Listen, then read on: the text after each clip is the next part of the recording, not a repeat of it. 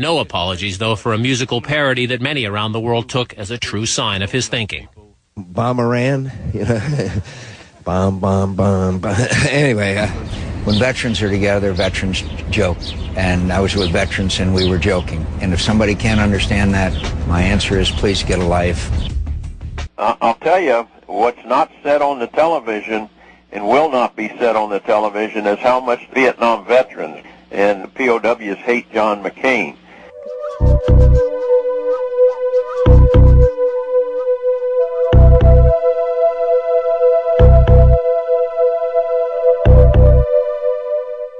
The Senate felt compelled to set up the Select Committee, and that it took them 9 months to set up the committee, mainly because of the opposition of Senator McCain, who was bitterly opposed to any attempt to find the POWs, which is remarkable, seeing that he was a POW himself. No instance would he ever give in and say there were POWs left behind. And my first question is, how would he know, or not know? So just that which is reasonable he never exhibited, and I don't know why. Maybe it's a guilt complex. Maybe he promised the Vietnamese something. Okay, and I don't know what it is. And maybe he actually believes that. That would be the saddest of all. He probably did more harm to the idea of trying to get the truth out than any other single person through the efforts he did to block the release of classified intelligence dealing with the POW-MIA problem. McCain stepped in and in effect made it harder to get documentation. That certainly hurt us because we had hoped for a massive release of documentation. Many, many documents were held back for no reason, and our goal on the committee was to just dump this stuff, to declassify it literally to the public. But of course, they withheld information from the committee. The U.S. government held all kinds of information from the committee, withheld information from the committee. I know that for a fact. He didn't want nobody to check his background, because a lot of POWs that were with him in the camp said he was a collaborator of the enemy. And he didn't want nobody looking into his background in the camp, what went on in that camp. That stuff is still classified, so nobody can see it. And he just had it classified forever, so nobody will ever look at it. Even POWs we knew who wanted to see their own debriefings were not permitted because of the McCain regulation. But where did McCain get compliments for doing this? The bureaucrats at the Pentagon. Right. Because it put a workload on them. It put a workload on them for missing in action people. And did we need that bill to handle a Scott Spiker case? Oh, you bet we did. And also what it did, and this is what he really opposed, and if you remember the contentiousness we got into him in his office, was that it would hold the bureaucrats accountable by penalty of law. That's right. If they lied or if they withheld information. That's right. And he fought tooth and nail to protect those bureaucrats. Yes. Because they were protecting him. I could never understand that. Why would we, if someone was guilty of withholding information that would help us to solve the mystery of what happened to an MIA and did it deliberately, why would we not want to prosecute that person? So I could never understand it. I thought the language was written, I know Bob Dornan had a hand in it, I thought the language was written very well. I supported it, fought for it hard in the U.S. Senate and mostly on the Armed Services Committee where we debated it, but it was watered down to basically where it was almost worthless. Now, one of the things that happened with that bill is that we were submarined. The House side, we passed it with no, I don't believe anybody opposed it. It was a pretty much unanimous vote. 401-0 on the House, with every single Republican who is serving sponsoring it, and about a third of the Democrats.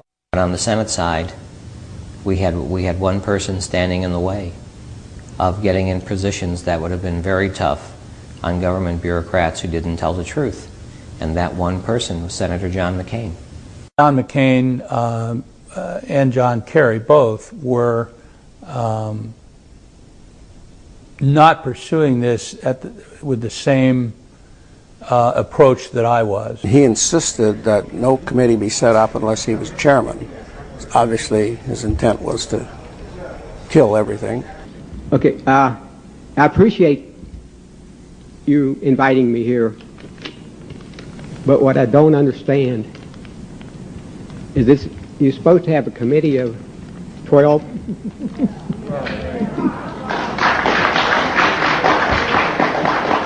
All my congressmen from Connecticut walked out.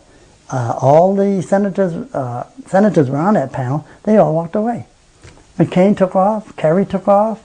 All that evidence was coming out in Korea because they knew that if they came and listened to the truth, they'd have to keep the hearings open. They didn't want any information. So they weren't interested in doing anything with the information other than trying to discredit it. North Korea did not return a large number of American servicemen at the end of the war, and that some of the men left behind were sent to communist China and to the Soviet Union. Internal documents and statements made at the time also show that our government believed that men were still alive in captivity, and until only a few months ago has kept that reality from the American people.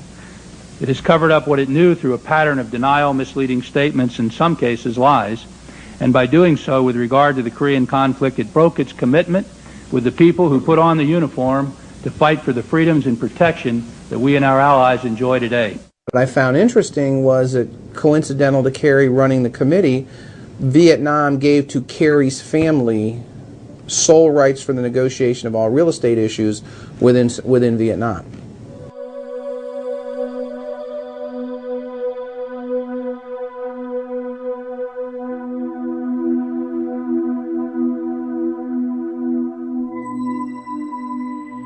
Yes, I'm an old Vietnam veteran. Never got in country over there, but I was back in the jungles using a top secret clearance for different things during my years as a Vietnam veteran. And I know of a lot of Vietnam veterans, brother, and a few POWs.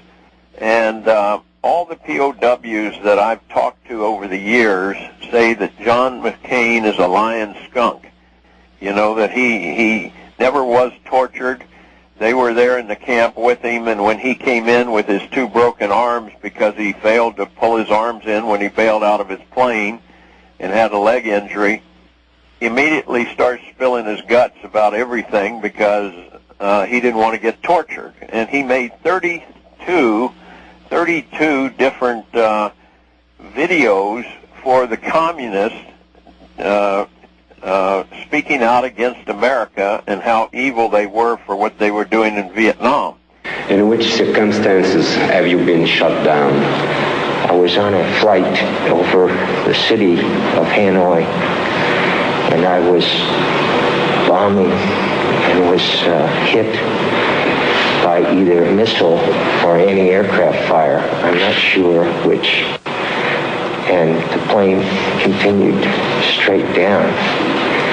And I ejected and broke my leg and both arms and went into a lake, parachuted into a lake. Information shows that he made over 32 tapes of propaganda for the Vietnamese government.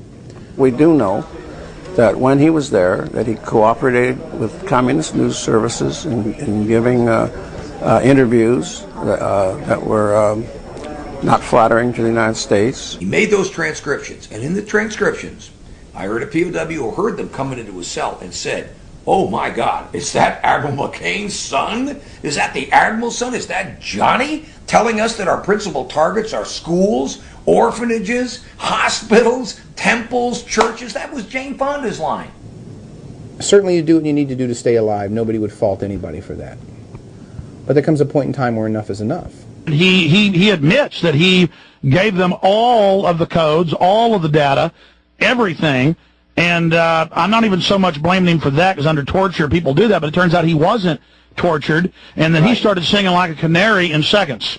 Yeah, they call him, the Vietnamese communists call him the Songbird. Matter of fact, that's his code name up there is Songbird McCain, because he just came into the camp singing and telling them everything they wanted to know. And it sounds so good at first.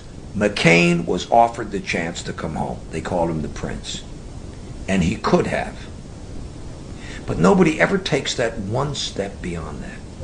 If Admiral John McCain II, Jr., if his son, a lieutenant senior grade, had accepted this princely status and come home in 1967 while the others would sit there for 5 years, what would the Navy have done with the son of an admiral who opted to get special treatment and come home? No Navy career, no House seat, no Senate seat. Would have been the end of his career. So what I'm saying is, yes, he chose to stay, but did he have an alternative if he ever wanted to have a life? And what would it have done to his father?